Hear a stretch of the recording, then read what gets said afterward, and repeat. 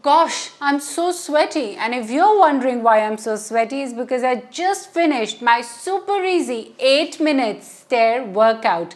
It's so easy and so beginner friendly. All of you out there can try it out because all you need is a set of stairs. Now, burning your full body fat has become so easy, and gosh, I'm sweating. You won't believe it's so low impact and so easy to do, and yet I'm sweaty. That means this is a complete full body workout. Trust me, each part of your body will be working, and soon you will be sweaty too, and your fat will be saying bye-bye, just like mine. But it's not just going to work your legs, but also your butt, thigh, hip fat, and also your belly fat, your arm fat, and your chest fat too. What are you waiting for? Come hop on, I'll show you how to exercise.